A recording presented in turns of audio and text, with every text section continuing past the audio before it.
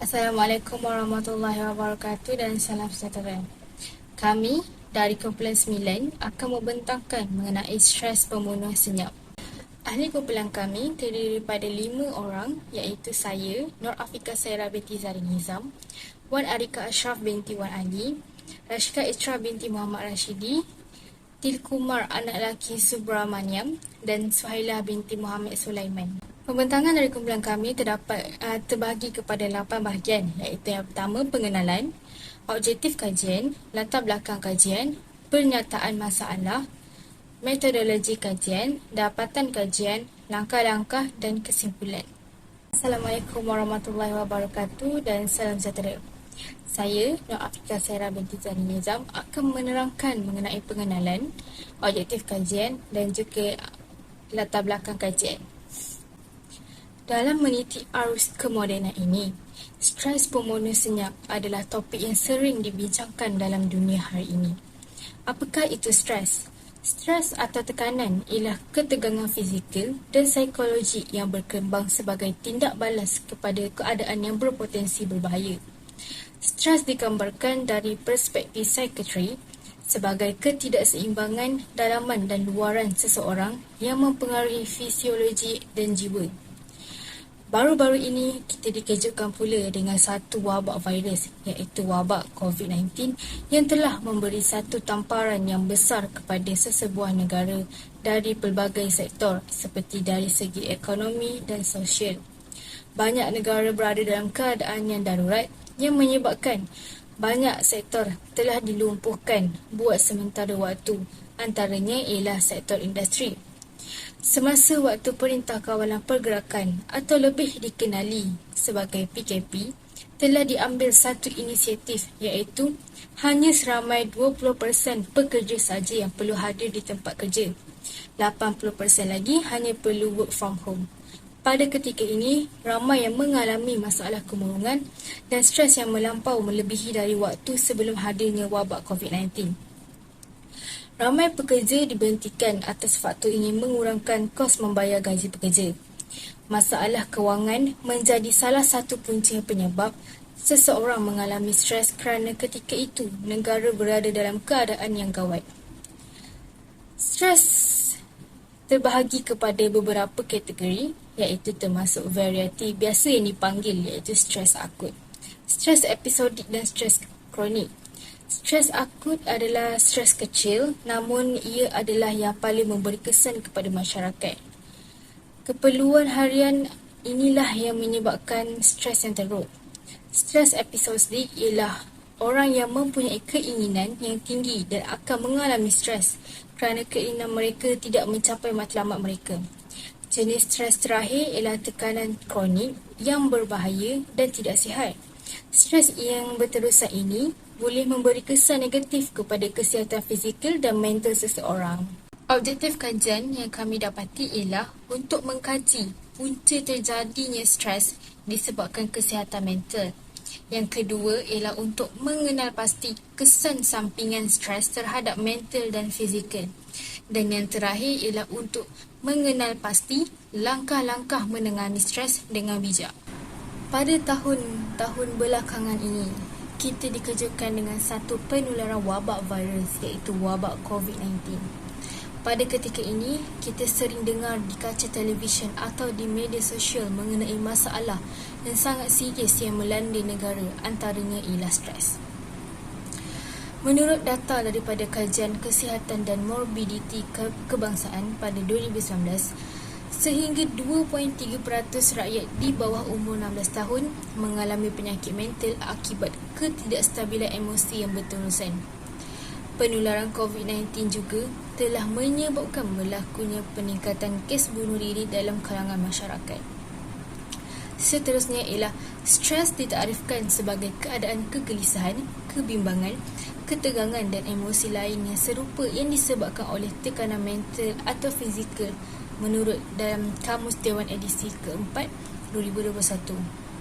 Ia didorong oleh dorongan atau tekanan yang dialami oleh orang ramai selepas mengalami kejadian serta oleh sebarang keadaan atau keadaan yang mengancam atau dianggap mengganggu keadaan peribadi seseorang.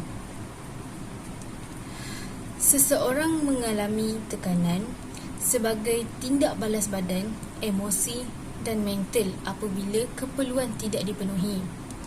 Tekanan juga boleh berlaku secara emosi dan fizikal akibat daripada perubahan dalaman atau luaran yang lebih besar daripada kapasiti seseorang.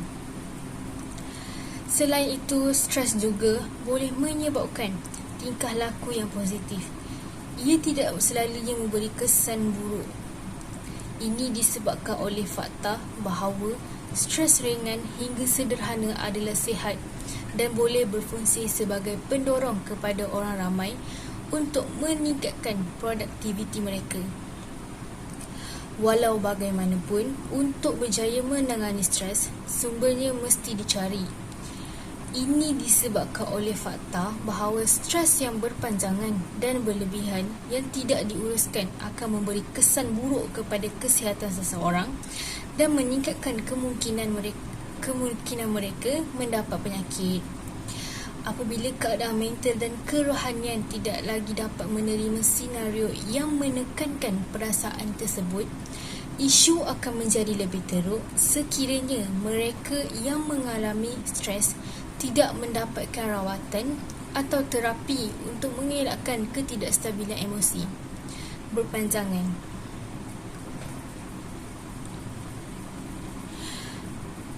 Intihannya, setiap peringkat penduduk termasuk kanak-kanak, remaja, dewasa dan warga emas berasa tertekan kerana ia berlaku kepada semua manusia normal. Secara umumnya, tahap stres seseorang adalah berbeza-beza bergantung kepada beban tegasan yang dialaminya.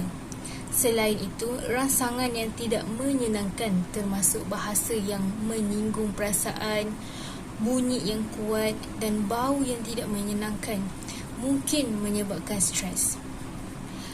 Stres sebenarnya boleh diatasi dengan bergantung kepada penerimaan serta konsistensi setiap individu. Apabila seseorang mengalami stres, mereka perlulah mendapatkan rawatan dengan sewajarnya atau cuba mengatasi stres tersebut supaya tidak berlarutan. Sokongan dari ahli keluarga, kawan-kawan dan orang sekeliling amatlah diperlukan bagi membantu mengurangkan stres pada diri seseorang. Sekian saja dari saya. Saya akan serahkan pembentangan ini kepada Til Kumar. Selamat pagi, nama saya Til Kumar Anak Lelaki Subramaniam. Nombor kad matrik B0822100515. Dan hari ini saya akan membentang tentang penyertaan masalah. Baik, untuk penyertaan masalah terdapat beberapa kategori.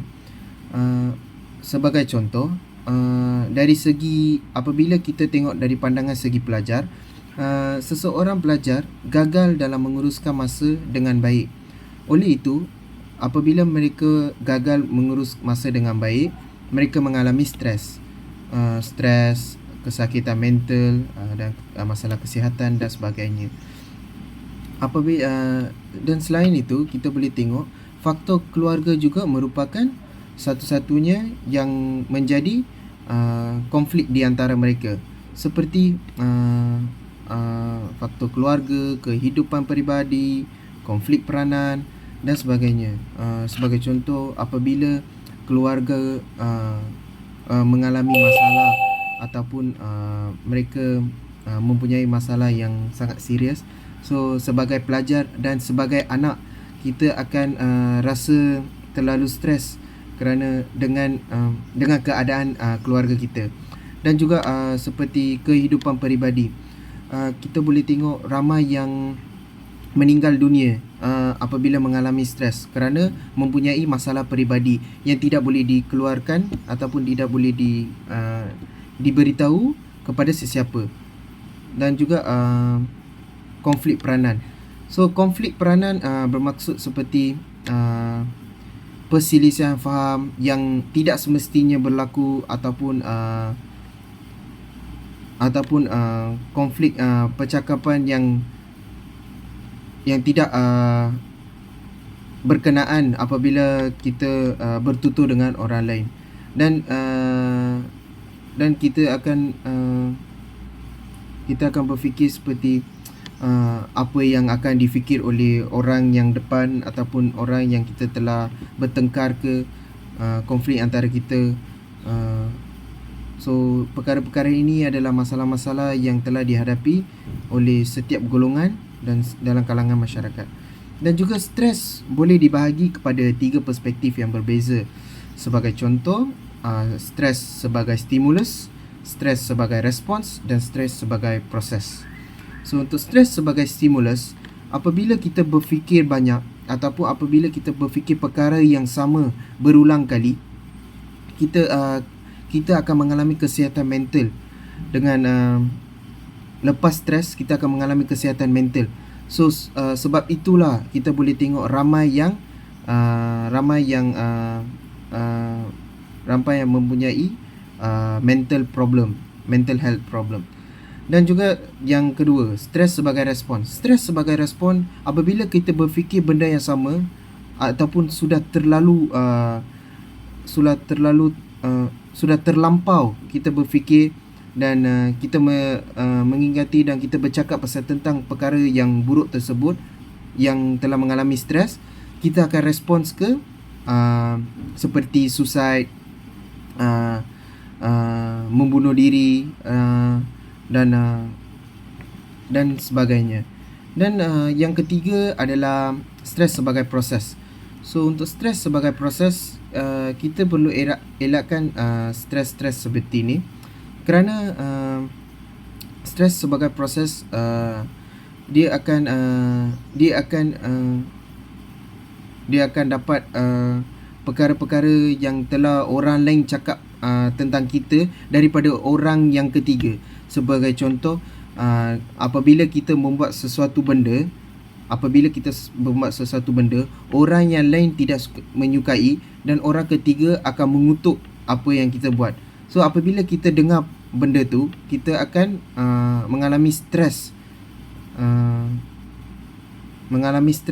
dan juga ia akan menyakitkan hati diri sendiri. Itu saja.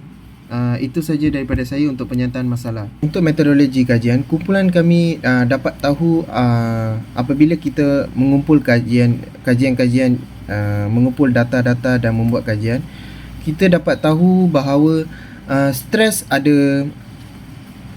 ada hadnya. So sebagai contoh, dia ada 3 tahap stres, iaitu rendah, sederhana dan juga tinggi. So apabila kita tengok rendah, sederhana dan tinggi, so dia mempunyai setiap skor. So untuk skornya ialah, untuk rendah dia mempunyai 30 hingga 60 skornya, dan juga untuk sederhana 61 hingga 90, dan untuk tinggi 91 hingga 120. Skor ini boleh dikaitkan dengan darah tinggi seseorang. Sebab apabila seseorang mendapat stres, darah tinggi mereka seperti orang tua ke, atau orang yang walaupun orang yang muda ke tua, mereka akan senang dapat darah tinggi dan kesakitan mental apabila seseorang itu stres. So dalam kalangan masyarakat, kita boleh tahu stres ini puncanya daripada skala tingkah laku pengurusan masa. Yang perkara ini amat penting, kerana apabila kita mempunyai pengurusan masa yang baik, kita boleh elakkan stres dan juga boleh kurangkan berfikiran negatif terhadap orang lain. Sebab kita mempunyai kerja kita mempunyai objektif untuk melakukan perkara seharian. Dan juga selain itu, kekecewaan. Selain itu, kita boleh tengok kekecewaan ialah salah satu dalam kajian kita dapat. Apabila seseorang kecewa ataupun apabila seseorang dimalukan, mereka akan mempunyai kesakitan stres, kerana mereka akan berfikir bahawa maruah mereka jatuh di hadapan orang ramai. Dan juga bebanan ke diri. Mereka berfikir bahawa mereka golongan tersebut membebankan rakyat ataupun membebankan masyarakat ataupun membebankan keluarga. So fikiran seperti itu kita harus elakkan. Harus elakkan supaya kita dapat mengelakkan diri daripada mempunyai stres. Dan juga selain itu, konflik adalah salah satu tahap yang mempunca daripada tahap stres untuk kajian yang kita ambil. Selain itu, kita boleh tengok matlamat dan keutamaan, kecenderungan menyukai organisasi dan juga tanggapan diri pada penggunaan masa. So, ini adalah metodologi kajian yang kami dapat kumpul. Itu saja daripada saya. Assalamualaikum dan salam sejahtera. Saya Sekretari Ranting Ahmad Sidi. Di sini saya akan menekankan tentang dapatan kajian dan hasil pembincangan tentang stres pembunuh senyap. Okey, apa itu stres? Stres merupakan tindak balas fisiologi dan psikologi yang timbul apabila seseorang menghadapi tekanan atau tuntutan yang berlebihan. Ini boleh berlaku disebabkan pelbagai faktor seperti beban kerja yang tinggi, masalah kewangan, perubahan besar dalam kehidupan ataupun peristiwa traumatik dalam diri seseorang. Stres juga merupakan tindak balas badan terhadap situasi yang dianggap sebagai ancaman dalam diri seseorang individu. Secara fisiologi, badan akan mengeluarkan hormon tekanan seperti kortisol dan hormon adrenalin. Okey, apa itu hormon kortisol? Hormon kortisol meningkatkan tekanan darah dan kadar denyutan jantung untuk menyediakan badan untuk situasi yang mengancam. Hormon adrenalin pula terlibat dalam tindak balas fight or flight badan terhadap situasi yang tertekan atau terancam. Di sini kita dapat lihat jumlah panggilan yang diterima oleh Talian Bantuan Sokongan Psikososial dari Januari 2021 sehingga Jun 2021. Kategori yang direkodkan boleh dijadikan punca seseorang individu mendapat tekanan kalau dilihat kategori yang tertinggi adalah masalah emosi. Ini bermakna seseorang individu suka untuk mengawal emosi mereka sehingga mendapat tekanan yang berpanjangan. Jadi mereka memerlukan sokongan psikologi bagi menangani masalah tersebut. Jika tidak, mereka akan terus stres dan mendapat masalah kesihatan seperti tekanan darah tinggi, kemurungan dan lain-lain lagi. Pakar psikologi juga telah mengesahkan bahawa masalah kesihatan mental diibaratkan sebagai pembunuh dalam diam dan perlu diberi rawatan segera. Jadi itu sahaja hasil pembentangan saya. Sekian, terima kasih. Antara kesan-kesan stres terhadap fizikal dan mental yang telah dititikberatkan daripada bahan rujukan ialah yang pertama, sering lupa dan susah fokus. Yang kedua, insomnia. Yang ketiga, emosi yang tidak stabil. Yang keempat, sistem penghadapan yang terganggu. Yang kelima, penyakit jantung dan yang keenam ialah sakit kepala. Yang pertama, sering lupa dan susah fokus. Tekanan dapat menyebabkan kita menjadi seseorang individu yang cenderung untuk lupa dan sukar untuk menumpukan perhatian kepada sesuatu. Ini disebabkan oleh fakta mengenai apabila kita mengalami stres, kita mudah untuk terbuai dan sering hanyut yang menyebabkan kita sukar untuk menumpukan perhatian terhadap peristiwa yang berlaku di sekitar kita. Insomnia adalah salah satu kesan yang paling biasa berlaku apabila seseorang mengalami stres. Situasi tekanan yang berpanjangan boleh menyebabkan seseorang sukar untuk tidur. Tekanan boleh menjejaskan tidur dalam beberapa cara. Yang pertama, fikiran berterusan. Yang kedua, kebimbangan dan ketegangan. Yang ketiga, perubahan hormon. Dan yang keempat, tindak balas fizikal yang meningkat. Emosi yang tidak stabil merujuk kepada turun naik yang ketara dalam perasaan seseorang. Seseorang yang mempunyai emosi yang tidak stabil mungkin mengalami perubahan emosi yang cepat dan melampau tanpa sebab yang jelas. Ini boleh menjejaskan kualiti hidup seseorang dan interaksi sosial mereka. Tekanan yang kronik akan mengganggu sistem penghadapan seseorang. Simptom seperti mual, perut berangin, makanan yang sukar untuk dihadamkan merupakan salah satu punca stres. Sekiranya seseorang individu mengalami simptom ini, sudah tentu kualiti kehidupan dan kesihatan telah terjejas. Tekanan yang berpanjangan dan tidak terurus boleh menyumbang kepada perkembangan penyakit jantung atau memburukkan lagi keadaan jantung yang telah sedia ada. Tekanan yang kronik boleh menjejaskan kesihatan jantung melalui beberapa mekanisme termasuklah peningkatan tekanan darah, perubahan kadar jantung, gaya hidup yang tidak sihat ataupun keradangan. Assalamualaikum warahmatullahi wabarakatuh dan salam sejahtera. Nama saya Nur Suhaila binti Mohamed Sulaiman. Nombor matrik saya B0822101880. Saya akan terangkan tentang langkah-langkah menangani stres dengan bijak. Baiklah, yang pertama ialah untuk mengamalkan gaya hidup yang sihat. Termasuklah bersenam, beriadah, tidur yang cukup, menguruskan stres dengan berkesan dan menjauhi alkohol dan dadah. Ini merupakan kunci kepada kesejahteraan fizikal dan mental. Senaman adalah tabiat yang menjadikan badan dan minda aktif dan membantu dalam melepaskan tekanan yang tersimpan. Hasil daripada rasa sihat dan bertenaga, tidur 6 hingga 8 jam sehari juga adalah sangat penting untuk mengawal emosi dan kemurungan. Bersenam, beriadah, membaca buku dan menjaga pemakanan yang sihat adalah semua bentuk riadah yang membantu orang menjadi lebih kuat dari segi rohani. Seterusnya ialah untuk mendapatkan rawatan daripada pakar psikologi.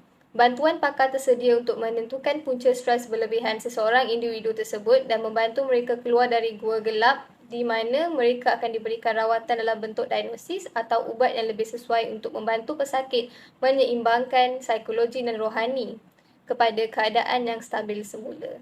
Mengelakkan penggunaan media sosial juga merupakan salah satu langkah untuk menangani stres di mana seseorang individu itu dapat kurangkan pendedahan terhadap berita negatif seperti konflik, kontroversi dan berita buruk yang merupakan perkara biasa di media sosial. Penggunaan media sosial perlu dihadkan kerana pendedahan terhadap kandungan yang menjengkelkan di media sosial ini boleh menyebabkan seseorang itu stres dan terganggu fikirannya.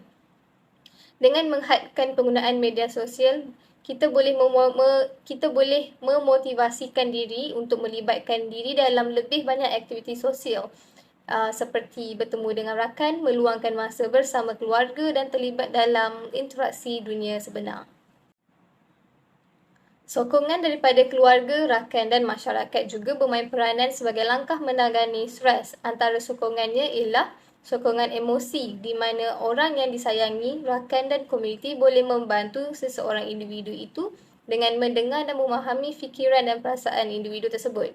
Mereka boleh menawarkan sokongan moral dan persekitaran yang selamat di mana individu itu bebas dan selesa untuk meluahkan perasaan dan boleh bercakap tentang tekanan yang dihadapinya.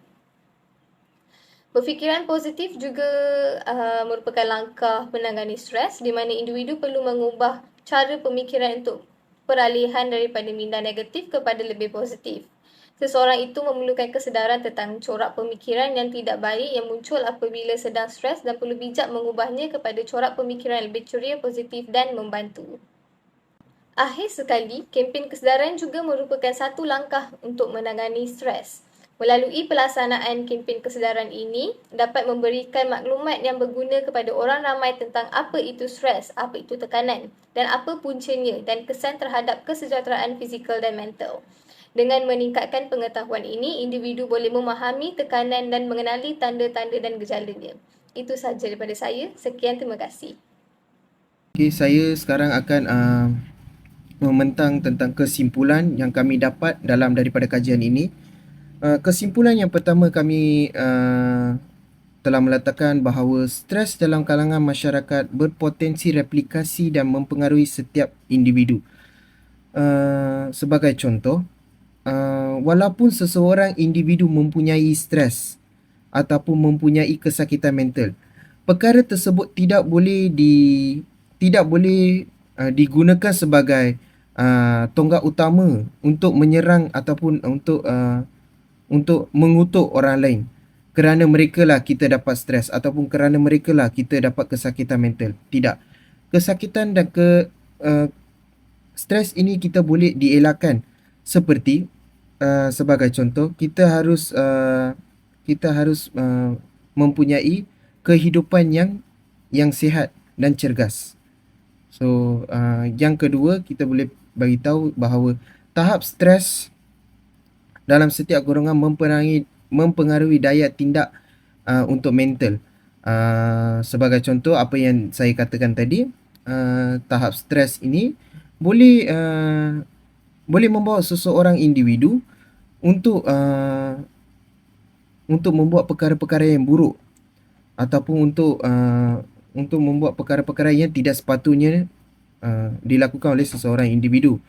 So daya tindak mereka akan jadi agresif apabila mereka mempunyai stres dalam kehidupan. Dan juga kita boleh tengok yang ketiga, individu yang dapat mengawal atau mengelak stres dapat menjalani kehidupan yang aman. Yang seperti yang saya katakan, apabila kita mempunyai masa, pembahagian masa ataupun jadual masa yang secukupnya ataupun jadual masa yang baik, kita boleh mengelakkan stres, kerana apabila kita berfikir tentang perkara yang buruk telah berlaku kepada kita, kita boleh mengelakkan dengan membuat perkara yang boleh memberi benefit ataupun memberi kebaikan kepada kita untuk mengelakkan stres. Dan juga yang keempat, kesimpulan yang terakhir, tekanan boleh membentuk manusia kerana mereka boleh belajar daripada kesilapan yang dilakukan. Contoh yang boleh diberi kepada pernyataan ini ialah apabila seseorang mempunyai stres dan mereka telah membuat kesilapan, stres bukannya akan memberi seseorang keburukan, malah boleh diberi kebaikan juga. Seperti kita boleh belajar daripada kesilapan yang telah dilakukan dalam kalangan masyarakat, sebagai walaupun pelajar ke, dalam kalangan keluarga ke, atau dalam kalangan masyarakat atau seseorang individu, mereka boleh belajar daripada kesilapan dan membetulkan diri mereka supaya mereka tidak lakukan benda yang perkara yang sama pada masa yang akan datang. Oleh itu saya akan mengakhiri pembentangan saya. Sekian, terima kasih.